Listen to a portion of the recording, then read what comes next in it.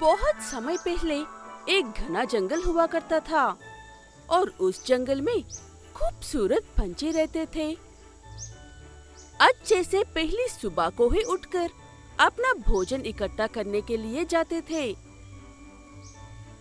मेहनत करके अपना भोजन इकट्ठा करने के बाद शाम को अपने घोंसले में लौट कर आती थी। उसी जंगल में एक पेड़ पर एक बहुत बड़ा आलसी तोता रहता था। उसका नाम था कुकू। कुकू आलसी तो था, लेकिन जितना आलसी था उससे कई ज्यादा भुक्खड़ भी था। जरा सा भूख लगते ही झट से उठकर फटाफट खा लेता था। कुकू बहुत बड़ा आलसी होने की वजह से वो अपने भोजन के लिए बिल्कुल भी बाहर नहीं जाता था, लेकिन भूख मिटाने के लिए दूसरे पंछी जो मेहनत से भोजन इकट्ठा करते हैं, वो चुरा कर खा लेता था।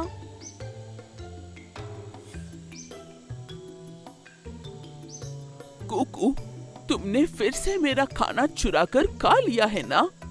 कितनी बार भी कह लो, तुम्हें अकल नहीं आएगी। मैंने क्या किया लोला? मैंने भी मेहनत से भोजन इकट्ठा करके ही खाया है, लेकिन वो भोजन मुझे तुम जिस पेड़ पर बैठी हो उस पेड़ पर मिला था। इसमें मेरी कोई गलती नहीं है। ऐसी थी कुकू की हरकतें। कुकू की इनकी हरकतों की वजह से जंगल के सारे पंछी बहुत परेशान होते थे, क्योंकि वो हर रोज किसी न किसी का भोजन चुराता ही रहता था। उसकी इस हरकतों से तंग होकर जंगल के सारे पंछी पंचायत रखते हैं। अगर हम ऐसे ही चुप रहेंगे तो ऐसा होगा जैसे कि हम सारी मेहनत इस कुकू के लिए कर रहे हैं। इसका कुछ तो इलाज करना होगा। ऐसे सारे पंछी कुकू से अपना खाना कैसे बचाए ये सोच रहे थे, और यहाँ पर कुकू तोता एक एक करके सारे पंछियों के घोंसले में भोजन चुरा लेता है। कुकू के 3 दोस्त थे, एक कबूतर और 2 चिड़िया। कबूतर का नाम था नीतू और 2 चिड़ियों के नाम था जिन्नू और मिन्नू। ये तीनों कुकू के बहुत अच्छे दोस्त हैं। हमेशा कुकू के अच्छे के बारे में सोचते हैं और उसे बदलने के लिए कहते हैं, लेकिन कुकू अपनी आदतें बिल्कुल भी नहीं बदलता था।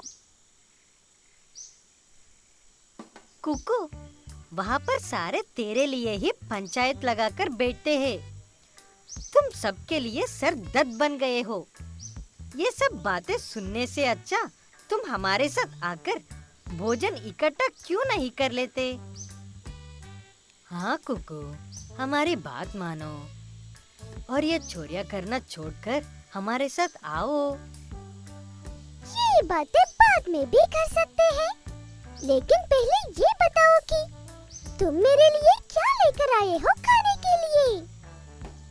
ऐसे कहते हुए उनकी एक बात भी सुने बिना उल्टा उनके हाथों में जो भोजन था वो भी लेकर खाने लगता है। ऐसे कुछ दिन बीतते हैं। हमेशा की तरह ही कुकू सबके घरों में से भोजन चुरा रहा था, लेकिन इस बार फलों के टुकड़े या दानों की बजाय कुकू को स्वादिष्ट बर्गर और पिज़्ज़ा के टुकड़े मिलते हैं। हमेशा इन फलों को खा खा कर बेजार हो गए था मैं। अब ये स्वादिष्ट भोजन खाकर बहुत मजा आ रहा है। हाँ हाँ हाँ हाँ हाँ। इतने में एक दिन नीतू कुकू के घर आता है। ये लो कुकू, मैं तुम्हारे लिए दाने लेकर आया हूँ। आज किसी के भी पास चोरी किए बिना आराम से ये खा लो। जी जी जी जी, मुझे ये दाना नहीं चाहिए। मुझे तो वो स्वादिष्ट रोटी के टुकड़े चाहिए। वो कितने स्वादिष्ट होते हैं, पता है तुम्हें? ये कहते हुए वहाँ से नीतू को भगाकर हर रोज की तरह दूसरों के घर में जा जाकर देखता है कि किसी के पास वो भोजन है जहाँ भी दिख जाए वहाँ से सारा खा लेता है कुकू तोता। ऐसे कुछ दिनों बाद कुकू की तबीयत बहुत ज्यादा खराब हो जाती है और वह अपने घोंसले से बाहर तक नहीं आ पाता है।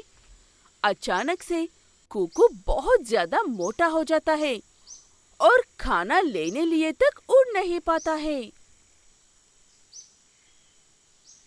ये क्या हो गया मुझे? मैं अपनी जगह से हिल भी नहीं पा रहा हूँ। कोई तो मेरी मदद करो।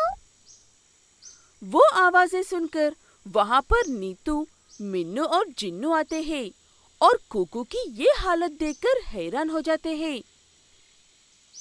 इतने में वहाँ पर बिंगू कौवा आकर उसे ऐसे देखकर खूब हंसते हुए ये कहता है, हा हा हा हा हा। जैसा हमने सोचा था ठीक वैसा ही हुआ है तुम्हारे साथ। दोबारा हमारे तरफ भटक कर भी नहीं देखोगे। हा हा हा हा हा।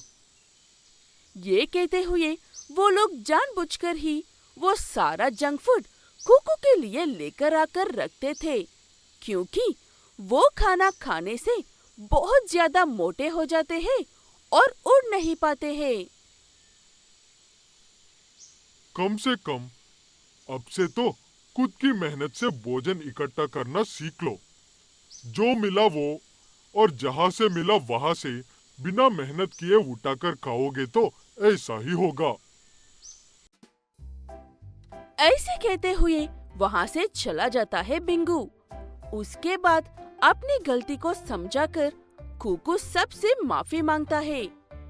उसके बाद उसके दोस्तों की मदद से अच्छा भोजन खाकर फिर से पहले जैसे नान कर अच्छे से रहने लगता है कुकू तोता।